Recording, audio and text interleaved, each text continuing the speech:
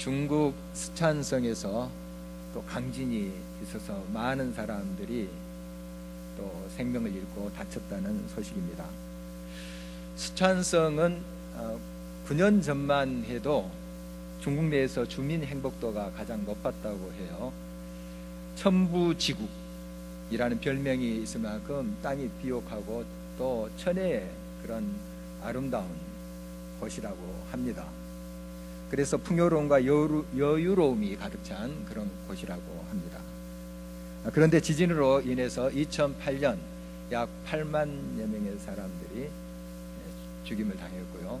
2013년에는 200여 명의 사람들이 지진으로 인해서 또 생명을 잃었습니다.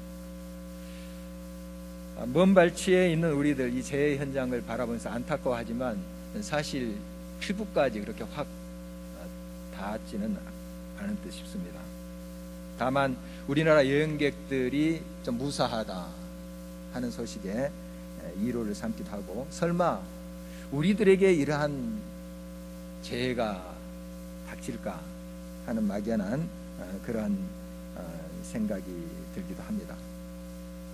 그런데 입장을 바꿔놓고 생각하면 바로 눈앞에서 사랑하는 가족이 싸늘한 시신으로 변해 있고, 자신은 또한 다쳐서 정말 고통 속에 있다면 아마 우리의 심정은 달라질 것입니다. 또 우리의 반응은 또 달라지리라고 봅니다. 스페인 산티아고 순례길에서 걸을 때인데요, 하루는 이른 아침에 일어나 보니까 비가 추적추적 내렸습니다. 순례길이니까 비가 오나 눈이 오나 길을 나서는 것이죠. 그런데 좀 가니까 빗줄기가 굵어졌습니다. 산비 타러 오르는데 갑자기 하늘이 캄캄해집니다. 그리고 천둥 번개가 치는데요, 그렇게 큰 또 위력적인 천둥 번개를 가까이에서 경험해 본 적은 처음이에요. 말 그대로 저 하늘에서 땅끝까지 번개가 쫙 내리치는데 하늘이 갈라지는 것 같아요. 그리고 그 소리가 우르릉 꽝꽝이 아니에요. 쫙 이런 소리, 하늘이 찢어지는 듯한 그런 소리인데, 사실 저는 두렵지가 않았습니다. 두 가지, 한 세 가지 이유가 있을 것 같은데요. 하나는 설마 나한테 이 벼락이 치려고 이런 이제 안일한 마음이 될 수 있고, 한 가지는 이제 찬송하면서 갔거든요. 그때 이제 은혜가 충만했다든지, 아니면 두 가지가 이렇게 버물러서 있었다든지, 아마 그런 이유일 겁니다. 이 반복해서 번개가 치고 또 따라서 천둥이 치는데 한 시간 이상을 그랬던 것 같아요. 한 번이 아니고. 참 굉장히 위력적이었습니다.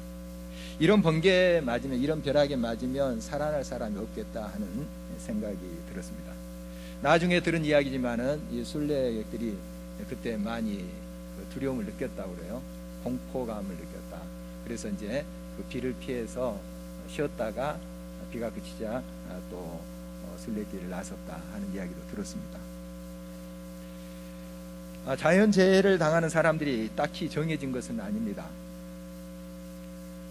물론 이제 어떤 지형적으로 그런 자연재해의 빈도수가 높은 곳은 있습니다만은, 그러나 이런 자연재해라든지 사고는 한순간에 와요. 우리도 안전지대에 있지 않습니다. 저희 이제 동기 목사가 얼마 전에 세상을 떴습니다. 그런데 몇 달 전까지만 해도 저희 교회 와서 같이 또 식사도 하고 했었어요. 그리고 생명을 잃은 그 전날 병원에 가서 같이 예배드렸습니다. 무슨 찬송을 같이 불렀으면 좋겠다. 그래서 찬송가도 자기가 정해줬어요. 그래서 그 찬송 두 곡을 2번씩 불렀어요. 그런데 산소 마스크를 썼는데 그 안에서도 막 힘차게 부르더라고요. 그리고 제가 이제 성경 말씀 읽으려니까 성경 말씀도 지정해줘요. 시편 몇 편을 읽어달라. 그래서 읽고 같이 잠깐 말씀 나누고 또 통성기도하고 축도하고 이렇게 예배를 드렸습니다. 몇 시간 후에 하늘나라로 불림을 받았습니다. 건강했던 모습인데 한순간에 또 육체의 균형이 무너지고 그렇게 불림을 받고 가더라고요. 그러니까 누구나 장담할 수 없는 거죠. 이런 자연재해라든지 이런 사건들은 갑자기 옵니다. 나는 예일 것이다. 아니에요. 나에게도 옵니다. 어쩌면 이렇게 크고 작은 자연재해라든지 이런 사건들은 마지막 심판의 날, 최후의 날에 대한 예시라고 볼 수 있습니다. 우리가 어떻게 이 날을 준비해야 될 것인가 하는 것을 이런 경고를 통해서 배우는 것이 지혜이고, 이것이 바로 사는 길이라고 할 수가 있겠습니다. 오늘 본문 말씀을 통해서 하나님은 유다 백성을 압제하고 핍박했던 불의한 세력 바벨론을 가차없이 심판하고 하나님의 백성들을 건지시는 회복의 역사를 다시 한번 볼 수가 있습니다. 바로 이 역사는 결국 우리 인류의 종말, 하나님의 심판의 날, 어떻게 하나님께서 하나님의 백성들을 거두시고 불의한 세력들, 악한 포각을 행하는 자들을 심판하실 것인가 하는 것을 보여주는 것입니다. 말씀 통해서 우리가 다시 한번 우리의 삶이 깨어나기를 간절히 바라는 것입니다. 하나님의 심판은 준엄합니다. 이런 자연재해는 가끔씩 피할 수 있어요. 구사일생으로 살아남을 수 있어요. 그러나 하나님의 심판 앞에서는 피할 자가 없어요. 아무리 깊은 지하 벙커에 들어가도 하나님의 심판은 거기까지 다 임합니다. 그래서 오늘 심판이라는 단어가 이제 하라치라는 동사에서 나온 건데, 칼로 자르다, 예리하다 하는 뜻입니다. 인간의 재판은 아무리 그렇게 정확하게 모든 것을 분별해서 결론을 내린다 해도 실수할 때가 있어요. 그 재판이 잘못된 때가 있다고요. 그런데 하나님의 심판은 결코 잘못된 것이 없습니다. 정확합니다. 굉장히 준엄한 하나님의 심판임을 알려주고 있습니다. 그 하나님의 심판 날에 굉장히 두려운 현상이 생기는데, 해와 달과 별이 그 빛을 거둔다는 거예요. 오는 21일 다음 주 지나서 월요일입니다. 미국 대륙에 계기 일식이 이제 벌어진다고 합니다. 99년 만에 오는 아주 장관이라고 해요. 그래서 기대를 한다고 합니다. 계기 일식이란 것은 이제 달이 태양을 가지는 거잖아요. 그런데 이게 잠깐 태양을 가리는 거예요. 한 지역에서는 한 2분 정도. 그래서 이게 이제 90분간 쭉 이어져서 미국 대륙을 횡단하면서 가로지르면서 나타나는 현상인데, 한 지역에서 볼 때는 한 2분 정도예요. 2분. 그런데 어떤 현상이 생기는가? 대기하고 이 땅의 지표면의 에너지 변화가 급격히 일어난대요. 우리가 이제 피부로 이렇게 잘 느끼지는 못할지 모르지만 이제 과학자들이 이야기하는 거죠. 그리고 동식물들, 특히 가축들이나 이런 동물들이 이상 행동을 한대요. 사람들까지 이상 행동을 합니다. 그래서 영화에 보면 이 계기일식날 뭐 이상한 현상들이 나타나고 하는 거 하잖아요. 좀 과장됐지만 전혀 허무맹랑한 이야기는 아닙니다. 잠깐 2분 동안 태양에 가려서 지구 표면이 캄캄하게 되는데도 이런 현상이 일어나요. 하나님의 심판 날에 해와 달이, 별이 빛을 잃을 때 어떤 상황이 될 것인가, 우리가 좀 상상해 볼 수는 있을 것 같습니다. 크고 두려운 날이 아닐 수 없을 것입니다. 하나님께서는 이런 심판의 날에 또 큰 소리를 발하신다고 말씀하십니다. 하늘과 땅은 진동할 것이고 그 앞에 안일한 채 의연할 육체가 하나도 없을 것입니다. 그것은 이 땅의 모든 생명 있는 것이 바로 하나님의 그 심판의 현장이 자기의 실제가 되기 때문에 그렇습니다. 먼 나라의 이야기가 아니고 나의 이야기가 된다는 사실입니다. 여호와께서 시온에서 부르짖고 예루살렘에서 목소리를 내시리니 하늘과 땅이 진동하리로다. 누가 그 앞에서 떨지 않을 수 있겠습니까? 하나님이 위험 앞에 두려움을 느낄 수밖에 없습니다. 그러면 이 하늘과 땅이 진동하는 날, 심판의 날, 모든 이들이 그 심판을 당하는가?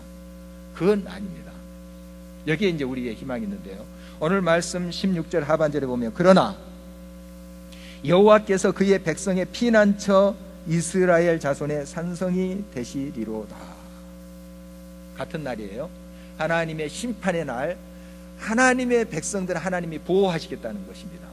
피난처가 되시고 산성이 되셔서 그 심판을 모면하게 하시겠다 하는 약속이에요. 이스라엘 백성들이 애굽에서 나오는 날, 출애굽 날 유월절을 지켰잖아요. 그때 어린 양을 잡아서 그 피를 문선주와 문지방에 발랐어요. 하나님의 죽음의 사자가 그런 집들은 다 넘어갔다 해서 유월절을 하지 않습니까? 크고 두려운 날이에요. 하나님께서 다 하나님의 심판의 칼로 처리하시는 날, 하나님의 백성들 그들을 보호하시고 안전하게 지켜주시겠다 하는 약속인 것입니다. 어떤 세상의 강력한 무기, 방어 체계가 이 하나님의 심판을 막을 수 없습니다. 아무리 인간이 많은 기술로 그것을 막는다 해도 하나님의 심판을 막을 길이 없어요. 오직 하나님의 품 안에 있을 때, 하나님 안에 있을 때 진정 우리는 그 심판을 모면할 수가 있다는 것입니다. 그래서 설마가 아니라 바로 하나님께서 함께 하시고 나를 지키신다 하는 그 믿음 안에서 우리가 의연할 수 있다는 거예요. 막연히 우리가 아니란 마음으로 있는 것이 아니고요, 우리가 하나님을 온전히 믿고 하나님 안에 있을 때 하나님은 나의 산성과 피난처가 되심으로 내가 안연히 거할 수 있다 하는 믿음이 우리들에게 요청되는 것입니다. 그래서 시편 3편 5절 6절에서 다윗은 이렇게 고백을 하고 있죠. 내가 누워 자고 깨었으니 여호와께서 나를 붙드심이로다. 천만인이 나를 에워싸 진친다 하여도 나는 두려워하지 아니하리이다. 어떤 일이 벌어지더라도 나는 하나님 안에 있으니, 하나님이 나의 피난처시고 나의 산성이시니 내가 두렵지 않습니다 하는 거예요. 두려워 떨 수밖에 없는, 천지가 진동하는 날이라 할지라도 하나님 안에 있는 자, 주 안에 있는 자는 이런 두려움을 넘어설 수 있는 것입니다. 하나님의 약속을 믿기 때문이죠. 여러분, 하나님 안에 있는 자는 하나님 밖에 없는 자예요. 오직 하나님, 그분만이 나의 피난처시고 나의 산성이다 고백하는 자예요. 세상에 다른 힘이 나를 이 심판에서 건져주는 것이 아니라, 그걸 모면하게 하는 것이 아니라 오직 하나님 밖에 없습니다. 이렇게 고백하는 자, 바로 그런 사람이 이 두려움을 이겨갈 수가 있는 것입니다.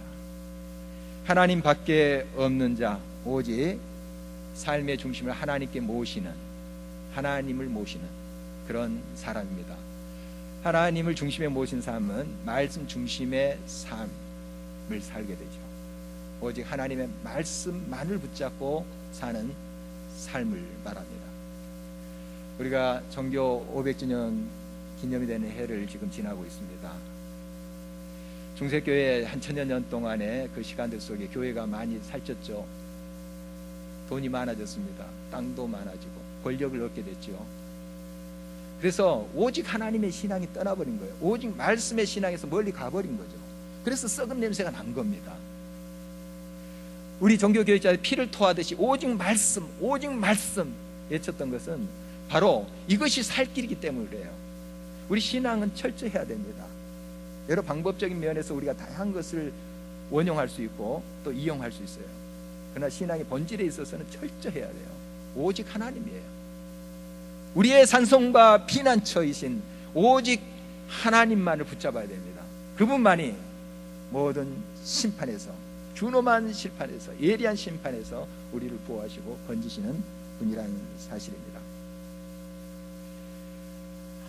우리는 그런데 우리의 삶 속에 이 말씀의 이치가 어디 있는지 한번 살펴봐야 될 것입니다.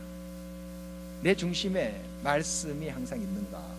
내 가정에 말씀이 그 중심에 서 있는가? 우리 교회, 이 한국 교회 늘 살펴봐야 됩니다. 말씀 대신에 다른 것이 그 자리에 자리를 잡고 있다면 벌써 교회는 타락한 것이고, 그 하나님을 온전히 믿고 하나님밖에 없다는 그 신앙은 지금 많이 퇴색되어 있는 것이라고 보면 됩니다. 여러분, 오직 말씀으로 돌아가야 돼요. 말씀의 자리에 세상의 그럴듯한 철학과 인문학이 자리 잡고 있고, 말씀은 뒷전으로 물려나는 그런 현상들을 우리가 보고 있습니다. 그러면서 그곳에서 대단한 위로와 감동을 받는다고 이야기해요. 여러분, 굉장히 왜곡되어 있습니다. 여러분, 하나님의 말씀이 우리의 삶의 중심이 돼야 돼요. 하나님의 말씀이 늘 살아있어야 돼요.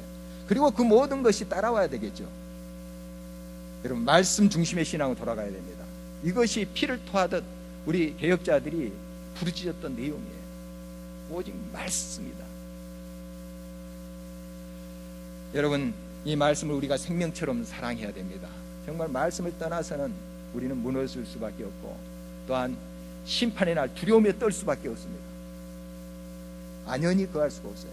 그러나 말씀이 내 중심에 자리 잡고 있으면 우리가 하나님의 피난처, 산성이신 그 하나님의 품에서 우리는 안연할 수가 있는 것입니다. 이 약속의 말씀만이 위험하고 위협이 도사리는 우리의 삶의 현장에서 우리를 지켜주실 것입니다. 보호해 주실 것입니다. 이제 다음 주를 지나서 금요일 25일에 성경이 읽어지네 하는 프로그램이 있습니다. 많은 분들이 지금 신청을 했습니다. 더 많이 오셔도 좋습니다. 정말 이것을 통해서 하나님의 말씀이 내 삶의 중심이 오도록 해야 돼요. 그저 프로그램 했다, 내가 이 과정을 이수했다, 이것으로 끝나면 안 되죠. 또 그 세미나 때 많은 은혜가 있다 그래요. 그 세미나 때만, 그 시간만 은혜 받고 감동돼서는 안 돼요. 이제는 그런 훈련을 받았다면 내가 하나님 말씀과 독대할 때 그 말씀이 살아서 역사해야 되는 거예요. 계속 나의 삶이 그 말씀으로 충만해져야 된다는 것이죠. 이번 이 세미나가 그런 계기를 분명히 또 마련해 줄 것이라고 확신을 합니다. 여러분, 말씀 중심의 신앙으로 돌아가야 돼요. 그것이 내가 사는 길이고 우리 가정이 사는 것이에요. 우리 공동체가 사는 것이고 이 땅이 사는 방법인 것입니다. 또한 거룩한 자만이 하나님의 그 품 안에 거할 수 있어요. 하나님의 산성, 오늘 예루살렘 시온이라고 표현되는 그것에 거룩한 자만 거할 수 있대요. 이사야 35장 6절에도 이사야 말을 빌어서 하나님 이런 말씀을 하시고 계십니다. 거기에 대로가 있어 그 길을 거룩한 길이라 일컫는 바 되리니 깨끗하지 못한 자는 지나가지 못하겠고 오직 구속함을 입은 자들을 위하여 있게 될 것이라. 우매한 행위는 그 길로 다니지 못할 것이며. 깨끗한 자만이, 거룩한 자만이 하나님의 품 안에 거할 수 있어요. 하나님은 우리가 거룩함을 상실할 때 우리를 밀어내십니다. 그 땅을 밀어내세요. 거룩함이 훼손된 그 땅을 밀어내세요. 우리는 이 거룩함을 회복해야 됩니다. 어떻게 그러면 이 거룩함을 회복할 수 있는가? 역시 하나님 말씀 중심으로 우리가 바로 서 있으면 그 말씀은 거룩한 생명의 말씀으로 우리를 거룩하게 하세요. 그리고 이 거룩함은 항상 우리 자신을 살피면서 하나님 앞에 우리의 죄된 모습, 잘못된 모습을 인정하고 고백하는 거예요. 그것으로부터 출발합니다. 속죄함을 받아야 돼요. 그래서 예수 그리스도의 보혈, 그 피로 내가 깨끗함을 받아야 됩니다. 물론 한번 예수 그리스도를 믿음으로 우리는 깨끗함을 받았습니다만 또 이 세상 속에 살면서 손과 발이 더러질 수 있어요. 손과 발을 씻어야 됩니다. 늘 고백해야 된다는 거예요. 그래서 민수기 28장 29장의 말씀에 보면은 그 이스라엘의 제사의 모습이 계속 나오고 있습니다. 이제 가나안 땅을 앞두고 다시 한번 어떻게 그 땅에 가서 내게 예배해야 되는지 하는 것을 하나님께서 모세를 통해서 알려주는 대목이에요. 이스라엘의 달력에서 7월이 새해예요. 이제 밀과 보리를 다 타작하고 7월에 이제 수수하고 이제 저장하고 해서 초막절을 지켜요. 그게 이제 새해입니다. 새해. 새해 첫날 7월 1일이죠. 이 날이 나팔절이에요. 제사장들이 나팔을 부릅니다. 그러면 온 회중들이 다 모여요. 그리고 하나님 앞에 예배드립니다. 그날 일도 안 해요. 다 하십니다. 성회로 모이는 거죠. 그리고 10일이 됩니다. 이날이 속죄일이에요. 7월 10일 속죄일. 이날 대제사장이 1년에 딱 한 차례 지성소에 들어가는 날이에요. 7월 10일. 굉장히 중요한 날이죠. 그리고 지성소에 있는 법궤의 뚜껑, 그것을 속죄소로 합니다. 하나님의 임재를 상징하는 그것을 속죄소. 그렇게 속죄의 의미가 얼마나 크다 하는 것을 알 수 있죠. 그리고 안식일마다 또 여러 번제든지 소제, 전제 드리고 꼭 속죄제를 드려요. 7월 15일이 됩니다. 이날부터 초막절이 시작되는데 매일 일주일 동안 제사를 드려요. 예배를 드려요. 매일. 그리고 빠지지 않는 게 이 속죄제예요. 속죄제. 새해를 시작하면서 왜 이렇게 속죄제가 많은가? 이유가 있어요. 우리가 정결함을 받지 않은 채로 그 위에 한 해를 쌓아간다. 다 헛것이에요. 다 무너지는 거예요. 이 속죄제를 통해서 하나님과 나의 관계 속에서 어그러진 것들을 다 고백하고 죄 씻음을 받는 거예요. 거룩함을 받는 거예요. 그래서 하나님의 품에 거하는 자가 돼야 되는 거죠. 하나님 말씀함에 거할 때 하나님께서 그 가운데 역사하시고 그 백성을 높이 드셔서 하나님의 생명수가 흐르도록 한다는 사실입니다. 그래서 우리는 항상 하나님 앞에 우리 자신의 허물과 죄를 고백하면서 늘 돌아봐야 됩니다. 그리고 회개하고 하나님의 은총을 기다려야 됩니다. 예수 그리스도의 보혈밖에 내가 거룩하게 될 방법이 없다는 것을 고백해야 되는 것이죠. 우리 주님은 이렇게 겸손하게 나오는 자를 깨끗하게 하시고 하나님 품에 늘 거하게 하신다는 사실입니다. 이 거룩함의 회복은 또 예배의 회복에서부터 시작이 됩니다.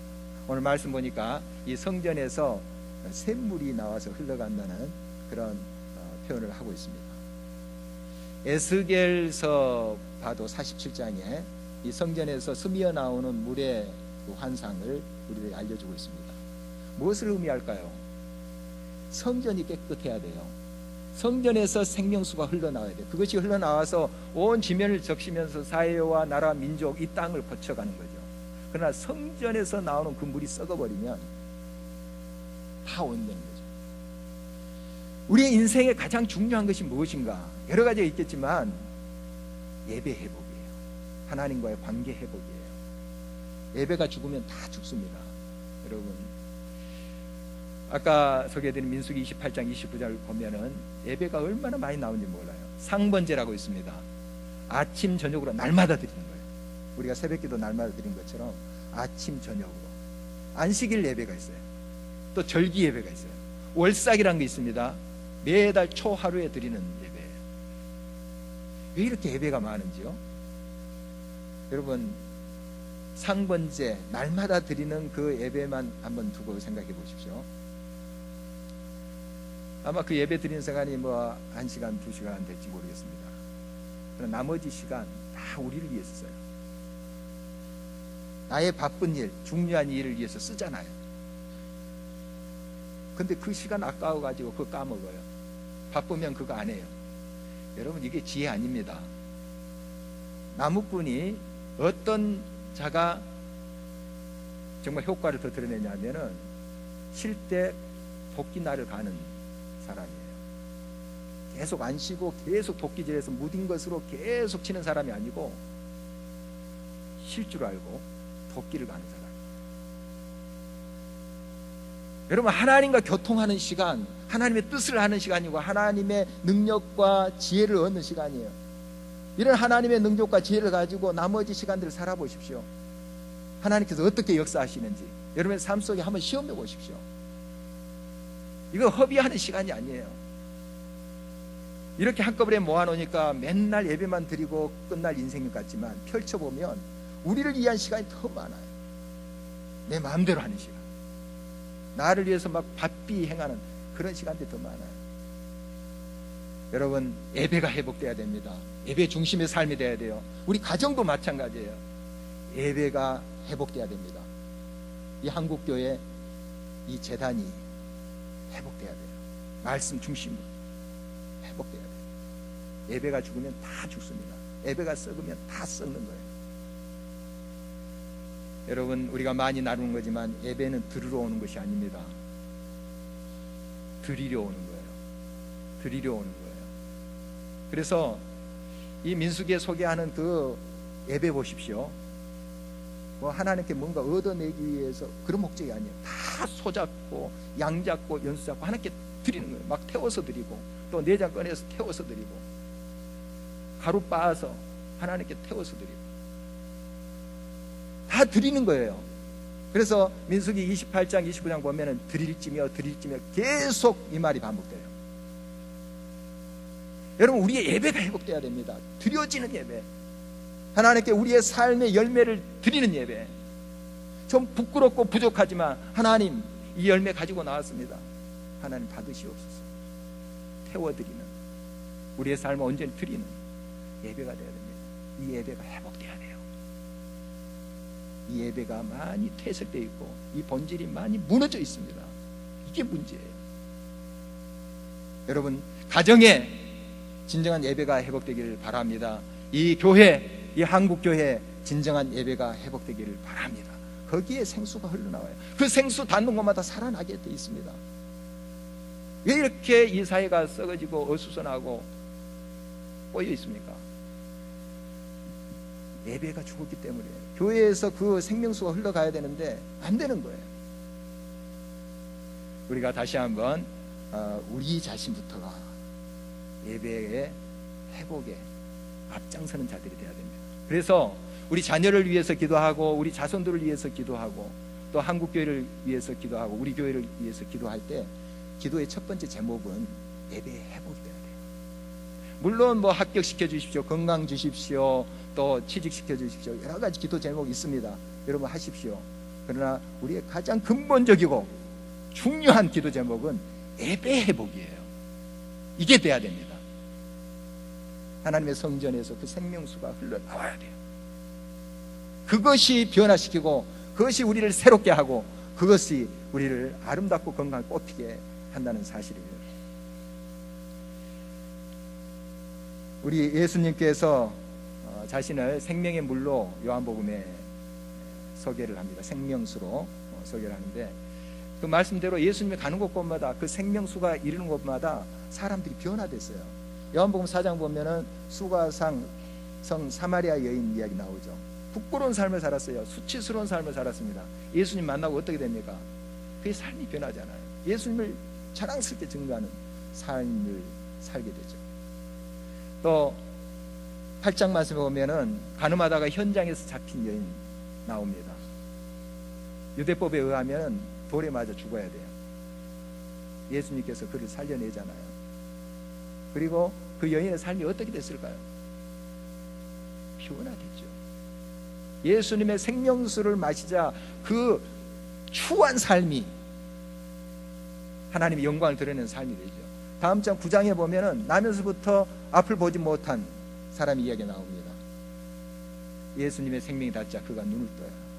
그 당시에 편견은 죄가 있어서 또 혹시 조상들의 죄가 있어서 그렇게 눈이 멀었다, 또 몸이 그렇게 불과됐다, 이런 인식들이 있어서 이걸 깨십니다 하고 그를 살려내잖아요. 고치시잖아요. 11장 죽은 나사로까지 살려내세요. 예수 그리스도의 생명이 흐르는 것보다 이런 역사가 일어납니다. 이것이 예수님 당대만 가능한 일이었을까요? 예수님 분명히 우리에게 약속하세요. 요한복음 14장 12절 말씀에 너희에게 성령을 부어주겠다. 내가 가면 성령이 온다. 약속한 성령이 올 텐데 그 성령에 힘입어서 내가 하는 일을 너희들도 할 것이다. 그리고 심지어 나보다 더 큰 일을 하리라. 우리가 그렇게 능력이 있어서가 아닙니다. 우리 주님의 성령의 능력이 우리 가운데 함께 할 때 우리를 통해서 그 생명이 흐르게 하겠다, 이렇게 말씀하고 있는 것입니다. 그러므로 우리는 나부터가 예배의 회복을 경험해야 됩니다.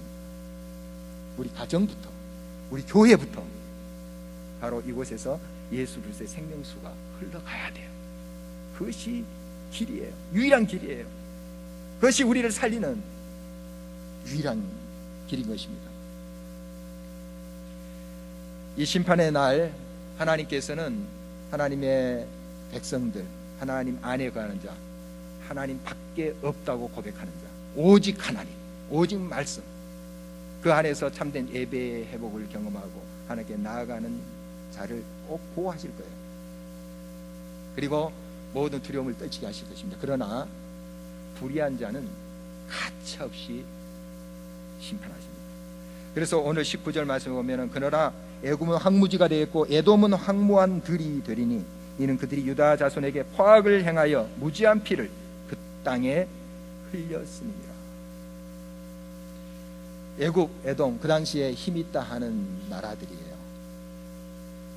굉장히 교만했던 나라들이죠.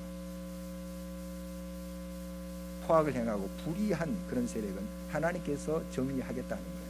우리는 단지 하나님 앞에 예배 회복의 자리에 나가야 됩니다. 주님 안에 거해야 되는 거예요. 주님 밖에 없다고 고백하는 자, 진정 철저한 오직 주님의, 오직 말씀의 신앙으로 돌아가는 것이 우리가 할 일이에요. 하나님은 심판하실 거예요. 하나님이 정리하실 거예요. 이런 믿음으로 우리가 응답했으면 좋겠습니다. 우리는 강복 72주년을 맞이하고 있습니다. 꿈과 같은 일이 이 땅에 일어난 거예요. 사실 강복 이후에 태어난 세대들이 또 이 자리도 많지만 정말 우리가 듣고 잘 알고 있지 않습니까? 역사를 또 잘 알고 있지 않습니까? 정말 이 땅에 소망이 없는 그런 때였어요. 하나님께서 긍휼과 자비로 우리를 건져주신 거예요. 기적이 일어난 겁니다. 진짜 꿈과 같은 일이에요. 이런 하나님의 은혜를 경험한 저희들입니다. 얼마나 감사한 일이에요. 그런데 그와 동시에 이 나라는 남북으로 갈라져 버린 거죠. 아직까지 이 나라에 큰 상처가 있습니다. 아픔이 있어요. 고통이 있어요. 서로 미워하고 또 위협하고 하고 있지 않습니까? 그래서 정말 우리는 위기감을 느끼기도 하고 때로는 설마하면서 안일한 마음도 들기도 하고 있습니다. 우리보다도 예부에서 더 염려를 하는 것 같아요. 빠른 기차를 타고 가면 속도감을 잘 못 느끼잖아요. 근데 옆에 있으면 쌩 지나가는 걸 보면서 좀 움찔하지 않습니까? 아마 그런 현상 같아요. 우리가 불안에 떨자고 하는 것은 아닙니다. 불안할 필요도 없죠. 그것이 또 방법이 아닙니다. 그러나 우리가 철저히 하나님 밖에 없음을, 우리의 구원자, 우리의 피난처, 우리의 산성은 여호와 밖에 없음을 고백하고 철저히 예배 회복의 자리로 갈 때, 말씀 중심의 신앙을 할 때 하나님은 반드시 우리를 지키실 것입니다. 이것이 하나님의 약속이에요. 하나님이 하십니다. 그래서 우리는 설마에 근거한 안일함이 아니고 하나님의 약속, 우리를 피난처와 산성에 대해서 지켜주시는 그 하나님의 약속을 믿는 그 믿음에 근거한 의연함이 되어야 됩니다. 이런 믿음으로 하나님 앞에 갈 때 하나님께서 반드시 우리를 지키실 것입니다. 산티아고 순례길에서 천지를 진동하는 천둥 번개를 만났지만 제가 두려움이 없었습니다. 그것은 설마인지 아니면 하나님을 믿는 그런 믿음인지 그건 잘 모르겠습니다. 그러나 어떻든 이것만은 확실히 말할 수 있어요. 그런 무시무시한 자연의 현상 앞에 제가 너무 작다 하는 걸 느꼈어요. 정말 미물이구나, 초라하구나 하는 걸 느꼈어요. 미물과 같은 저를 그럼에도 불구하고 하나님이 너무너무 사랑하시는구나, 이게 갑자기 느껴지는 거예요. 찬송하면서 갔는데. 그래서 제 눈물이 빗물을 타고 저 볼을 흐르고 있더라고요. 여러분, 우리가 다시 한번 이 민족의 여러 위기, 또 위험한 또 기업적인 상황 앞에서 다시 한번 광복절을 맞이하고 있습니다. 우리가 다시 한번 하나님의 주시는 메시지에 귀를 기울이고 우리가 해야 될 일, 하나님이 하실 일 잘 분간해서 우리에게 응답하고자 원하시는 그 일에 우리가 매진하기를 간절히 바라는 것입니다. 하나님께서 꼭 산성이 되시고 피난처가 되어줄 줄 믿습니다. 우리 함께 찬양하시겠습니다.